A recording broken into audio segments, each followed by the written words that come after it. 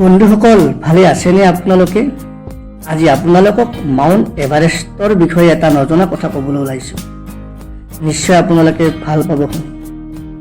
পৃথিৱীৰ ভিতৰত আটাইতকৈ উচ্চ শৃংগ কোনটো?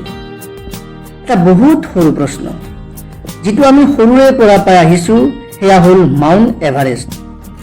আৰু বন্ধুসকল, আপোনালোকে এই কথাটোও চাগে জানে যে ইংৰাজৰ দিনত এজন বিষয়া নামেৰে ৰখা হৈছিল। এই বিষয়াজনৰ নাম আছিল ছাৰ জৰ্জ এভাৰেষ্ট। কিন্তু আপোনালোকে এই কথাটো নাজানে যে যিজন ইংৰাজ বিষয়াৰ নামত মাউণ্ট এভাৰেষ্ট নামটো ৰখা গৈছিল, তেওঁ কেতিয়াও উচ্চতা জোখা নাছিল আৰু কেতিয়াও মাউণ্ট এভাৰেষ্ট বগোৱাও নাছিল। বগোৱাটো দূৰৰ কথা, তেওঁ কাষতেই যোৱা নাছিল। কিন্তু আপোনালোকে শুনি আচৰিত হ'ব যে এই মাউণ্ট এভাৰেষ্ট যিজনে বগাই বগাই জোখমাখ কৰিছিল, তেওঁ এজন ভাৰতীয় আছিল আৰু তেওঁৰ নাম আছিল ৰাধানাথ সিকদাৰ। কিন্তু আপোনালোকে জানো এই নামটো আগতে কেতিয়াবা শুনিছিল? হয়তো নুশুনাটো স্বাভাৱিক কথা। আচলতে আমি যিবোৰ ইতিহাসত পঢ়োঁ, সেইবোৰ ইংৰাজসকলে কৈ যোৱা বা লিখি থৈ যোৱা। এই ৰাধানাথ সিকদাৰ আমাৰ ভাৰতৰ এনে এজন ব্যক্তি আছিল যিজনৰ নাম আমি ইতিহাসৰ পাতত পাব লাগিছিল। কিন্তু আমাৰ দুৰ্ভাগ্য যে আমি এই মহান ব্যক্তিজনৰ নাম ইতিহাসৰ পাতত পঢ়িব পোৱা নাই। ছাৰ জৰ্জ এভাৰেষ্টক আমি এইকাৰণে মানিব লাগিব যে ৰাধানাথ সিকদাৰৰ দৰে মহান পুৰুষ এজনক বিচাৰি উলিয়াইছিল।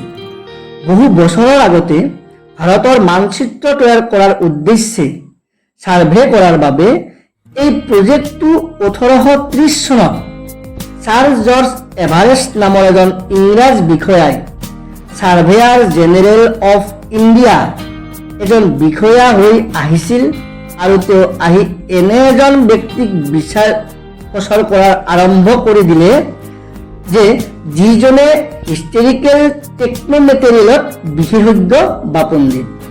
আৰু তেওঁ বন্ধু এজনৰ পৰা খবৰ পালে যে কলিকতাৰ এজন যুৱ ছাত্ৰ ৰাধানাথ সিকদাৰৰ নাম।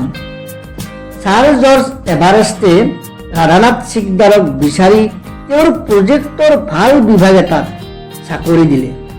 এই ৰাধানাথ সিকদাৰ ব্যক্তিজনে বহুত প্ৰতিভাশালী আৰু টেলেণ্ট আছিল আৰু ৰাধানাথ সিকদাৰৰ প্ৰতিভা দেখি ছাৰ জৰ্জ এভাৰেষ্টে বহুত আপ্লুত হৈ পৰিলে।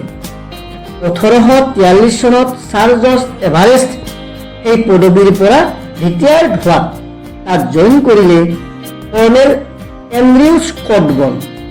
আচল কথাটো হ'ল এতিয়ালৈ মাউণ্ট এভাৰেষ্ট শৃংগটোৰ উচ্চতা কিন্তু জোখা হোৱা নাছিল আৰু এতিয়া মাউণ্ট এভাৰেষ্টৰ নাম আছিল পিক এক্সভি। এই নতুন বিষয়াজনে আহি ৰাধানাথ সিকদাৰক মাউণ্ট এভাৰেষ্টৰ উচ্চতা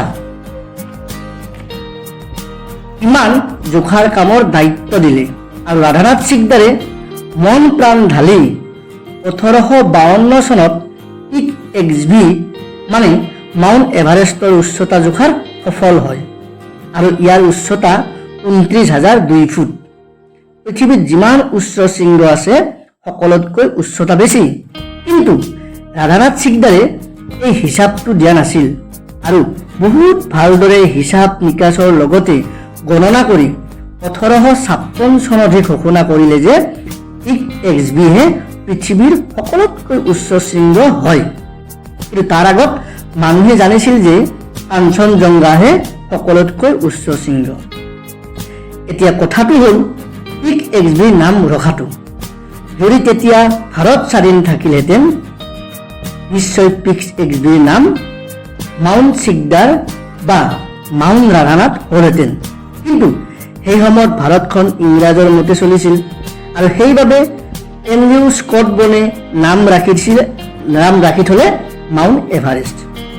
দুখৰ বিষয় এইটো যে যিজনে মহান ব্যক্তিৰ কষ্টত আজি মাউণ্ট এভাৰেষ্টৰ বিষয়ে জানিলোঁ, সেই ব্যক্তিজনৰ নামহে পৃথিৱীত সকলোৱে জানিব লাগিছিল।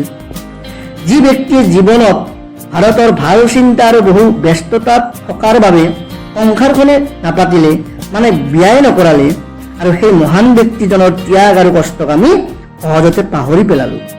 আৰু যি হ'ল এতিয়া ভাৰত স্বাধীন হোৱা নাছিলে, কিন্তু এতিয়া ভাৰত স্বাধীন হ'বৰ যিমান বছৰ হ'ল তথাপিও সেই মহান ব্যক্তিজনৰ নাম আমি নাজানো। কি আপোনালোকে নাভাবেনে যে ইতিহাসৰ ভুলবোৰ শুদ্ধ হ'ব লাগে বুলি? আজি উঠি অহা নৱপ্ৰজন্মই সঁচা কথাটো জানিব লাগে বুলি? আচলতে আমি যেতিয়া মাউণ্ট এভাৰেষ্টৰ বিষয়ে আলোচনা কৰোঁ বা নৱপ্ৰজন্মক জনাওঁ, একেলগে সেই মহান ব্যক্তিজন ৰাধানাথ সিকদাৰৰ কথাটোও ক'ব লাগে। তেতিয়াহে তেখেতৰ আত্মাই শান্তি পাব। বন্ধুসকল, অসমীয়াত এষাৰ কথা আছে যে বন্দাই আনিলে তিৰি, খাপাই হ'ল ওপৰতেই গিৰি। যদি ভিডিঅ'টো চাই আপোনালোকে ভাল পায়, কমেণ্ট আৰু ছাবস্ক্ৰাইব নকৰাকৈ নাথাকিব। ধন্যবাদ বন্ধুসকল। জয় অসম, জয় হিন্দ।